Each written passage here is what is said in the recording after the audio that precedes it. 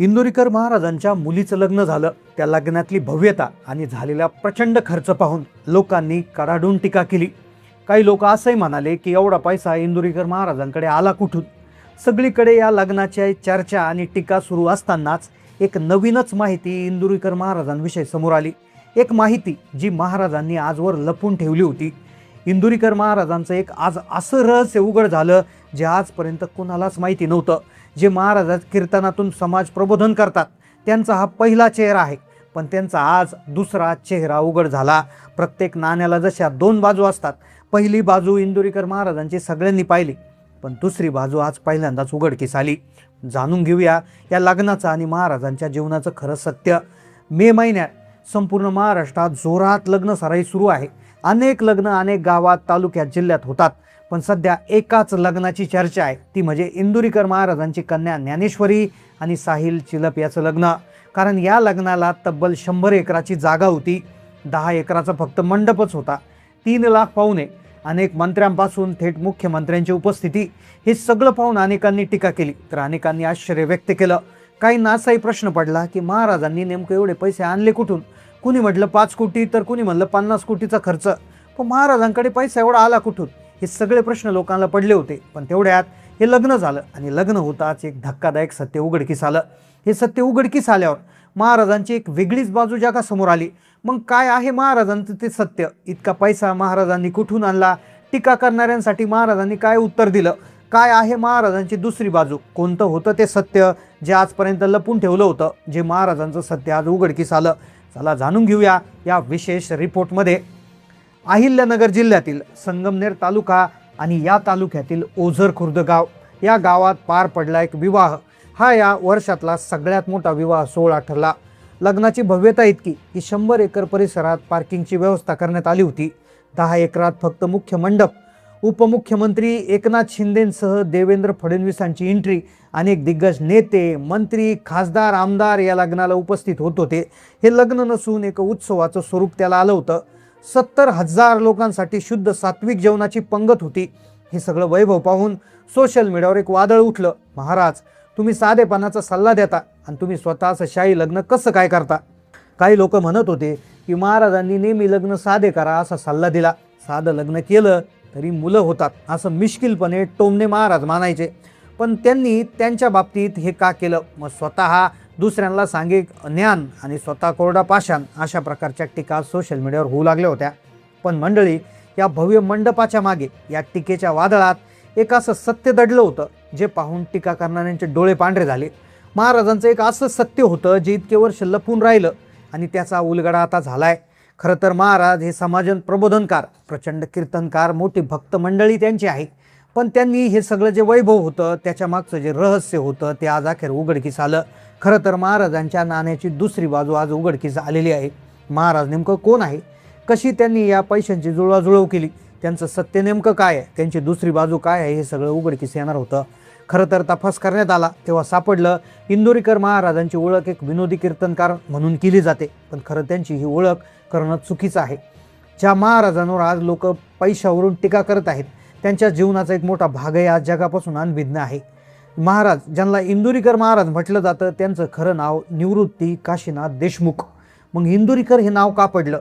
कारण की ते इंदोरी या गावात राहणारे होते, म्हणून त्यांनी स्टेज नेम म्हणून इंदोरीकर असं केलं असावा असा अंदाज आहे. आता हे तर सगळ्यांना माहीतच आहे, पण जर पाहायला गेलं तर त्यांचं शिक्षण जे आहे तर ते BSc BEd आहे. त्यांनी स्वतः एका शाळेत शिक्षकाची नोकरी केली होती आणि विशेष म्हणजे नोकरी करताना मिळणारा पगार त्यांनी स्वतःसाठी कधीच वापरला नाही. हे सत्य असं आहे की याची पहिलीच गाठ आता उलगडली आहे, पण दुसरी गाठ उलगडल्यानंतर संपूर्ण महाराष्ट्राला धक्का बसणार होता. त्यांचं रहस्य काय? ते नेमकं काय करतात? पैशाची तजवीज कशी झाली? इतका मोठा खर्च कसा झाला? इंदोरीकर महाराजांची दुसरी बाजू काय होती? महाराजांच्या जीवनातली दुसरी बाजू जी आहे तर ती त्यांनी उभी केलेली समाजाची बांधिलकी.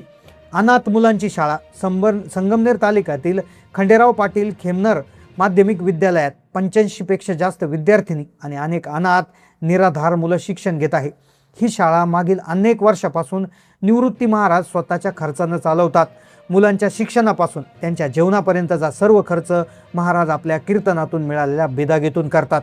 इतकंच नाही, तर ज्या पंचकृषीत हरिभक्त पारायणाचे सप्ते बंद पडले होते ते सप्ते महाराजांनी स्वखर्चाने पुरे सुरू केले.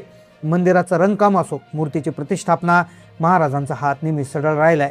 जर महाराज अनाथ मुलं सांभाळतात, शाळा चालवतात आणि समाजसेवा करतात, तर मग या शाही लग्नासाठी खर्च कुठून आला?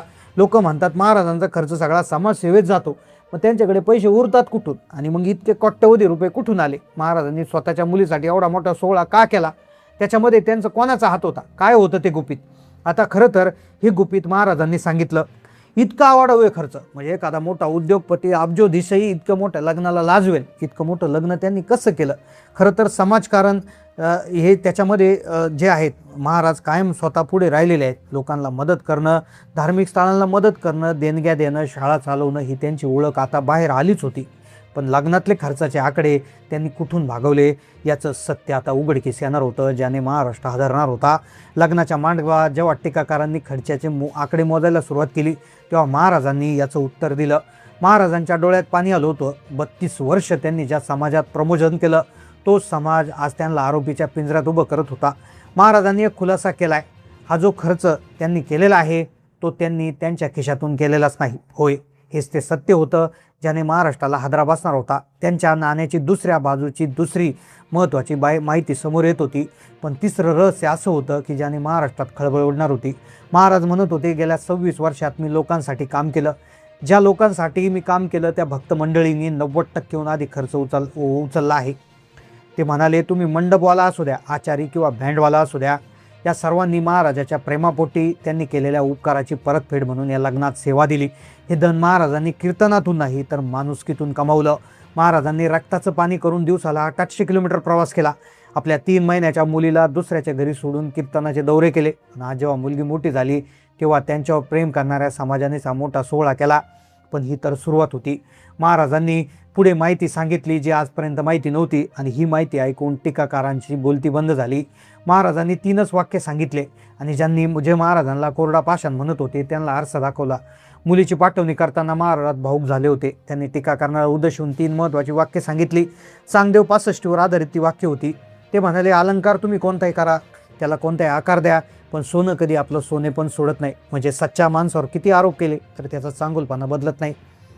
ते म्हटले, कपडे तुम्ही कोणतेही घ्या, कापड कधी सूत सोडत नाही. म्हणजे सत्य हे मुळाशी स्थिर असतं.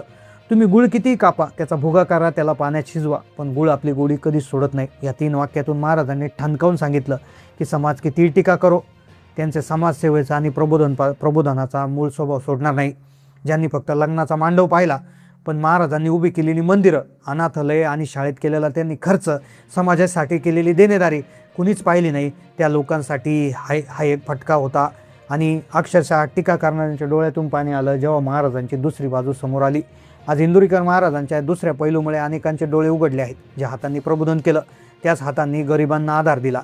लग्नाचा सोहळा भव्य होता कारण महाराजांनी कमावलेली माणसं मोठी होती. महाराजांच्या या लपलेल्या सत्यावर, या कार्यावर तुमचं काय मत आहे नक्की कमेंटमध्ये कळवा. व्हिडिओ आवडला असेल तर लाईक करा, चॅनलला नवीन असाल तर सबस्क्राईब करा. धन्यवाद.